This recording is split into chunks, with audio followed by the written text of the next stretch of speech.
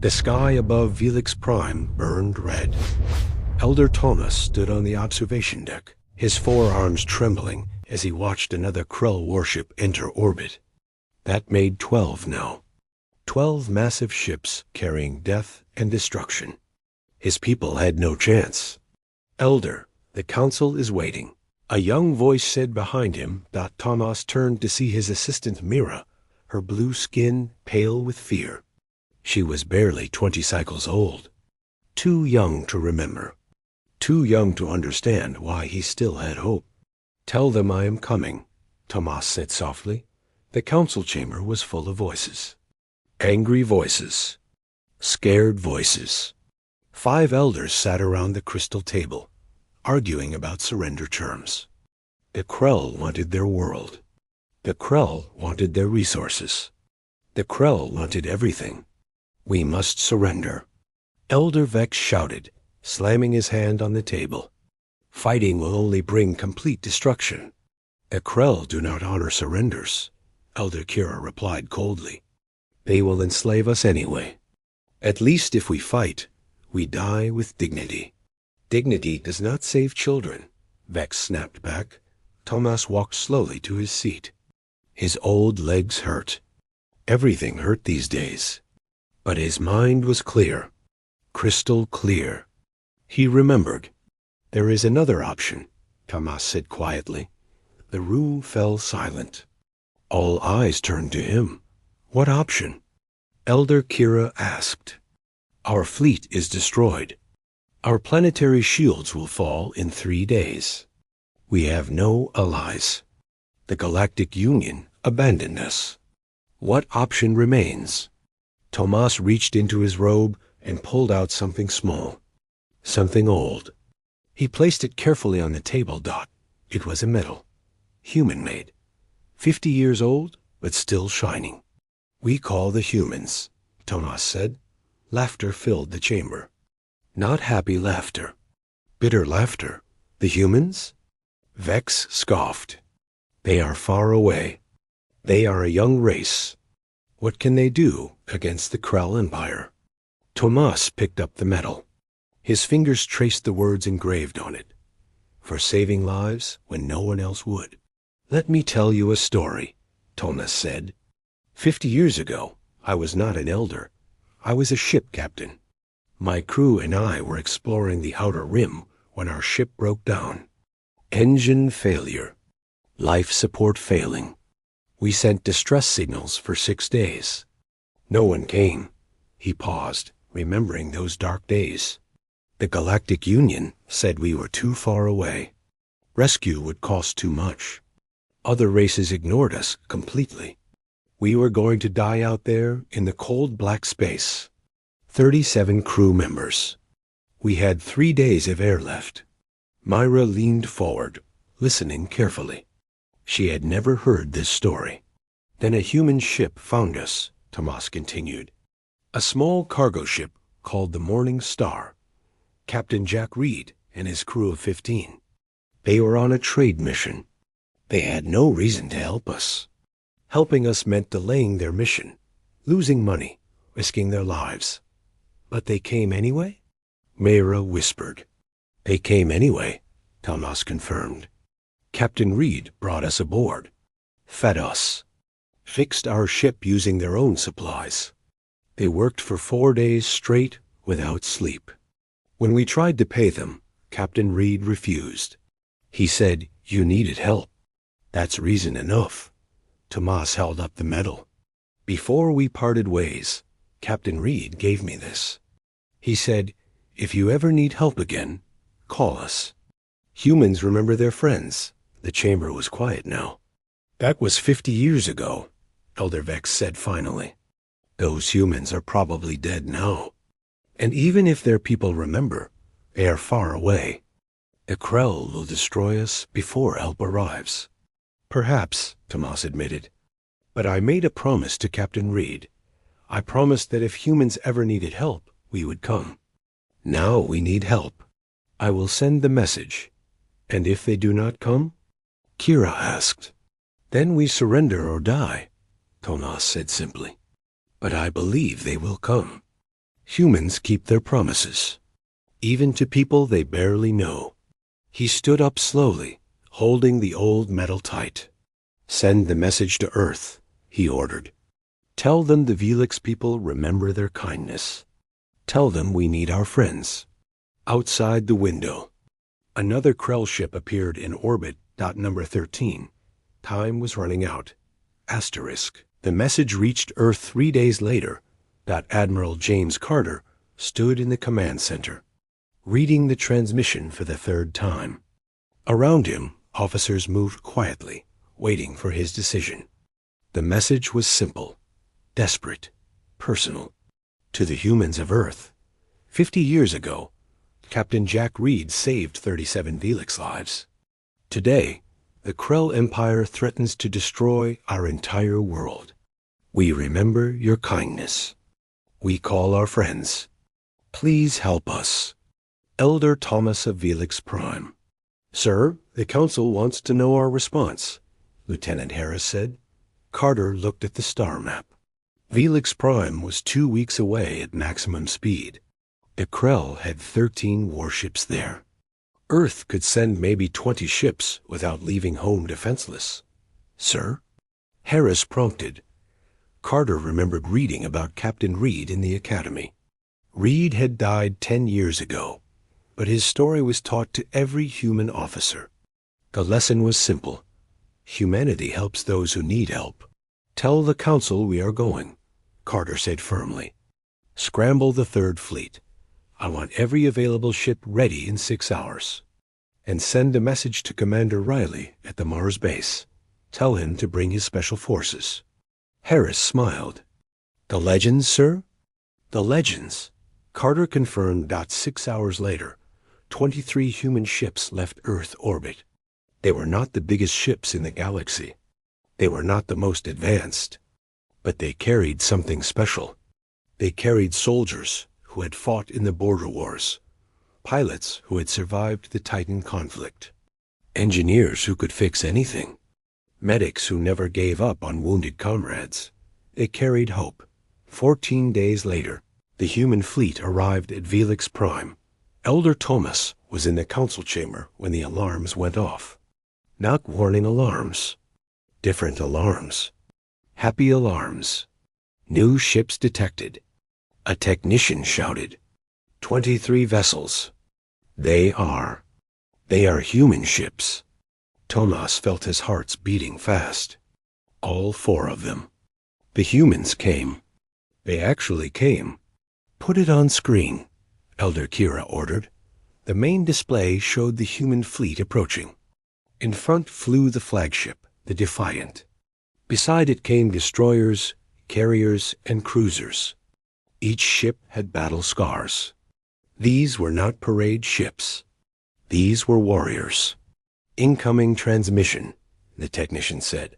Admiral Carter's face appeared on screen. He was older than Captain Reed had been, with gray hair and stern eyes. But when he smiled, it was warm. This is Admiral James Carter of the Earth Defense Fleet. We received your message, Elder Tomas. Sorry we are late. Traffic was terrible. Nervous laughter filled the chamber. Tomas felt tears in his eyes. Admiral Carter, you came, Thomas said, his voice shaking. I did not know if Captain Reed was my mentor, Carter interrupted gently. He told me about you many times. He said the Velix people were good people. He said if they ever called, we should run, not walk. So here we are. Now, where are these Krell bullies? Before Thomas could answer, warning alarms blared. Real warning alarms. Krell ships moving to intercept. The technician shouted. 13 vessels breaking orbit. On screen, the massive Krell warships turned toward the human fleet. Each Krell ship was twice the size of the largest human vessel. Their weapons glowed with charging energy. Thomas felt hope dying. The humans came, but they would die here. Die trying to help. Admiral, you should retreat, Thomas said urgently. The Krell ships are too powerful. You cannot, Elder Thomas, Carter said calmly. Did Captain Reed retreat when you needed help? No, but then neither will we. Carter turned to his crew. All ships, battle formation Delta. Launch fighters. Charge weapons. And somebody wake up Commander Riley. Tell him it is showtime. The human ships spread out like wolves surrounding prey. Small fighter craft poured from the carriers like angry bees. Destroyers moved to flanking positions. The Defiant moved forward, directly toward the largest Krell ship. Admiral, we have 1,000 Special Forces soldiers ready to deploy, a voice said over the comm. It was rough, confident. Commander Riley reporting. We hear somebody needs some freedom delivered. That is affirmative, Commander, Carter replied. The Velix people are our friends. Let us show the Krell what happens when they threaten our friends. Understood, sir. With pleasure. On the observation deck, Myra stood beside Elder Tomas, watching the human ships form up. Elder, are those ships enough? She asked nervously. Tomas held the old metal tight in his hand. He thought of Captain Reed. He thought of humans working 4 days without sleep to save strangers. He thought of people who kept promises after 50 years. Those are not just ships, Mira, Tomas said softly. Those are legends. And legends never lose. The first shots lit up the darkness of space that the battle for Velix Prime had begun. Asterisk.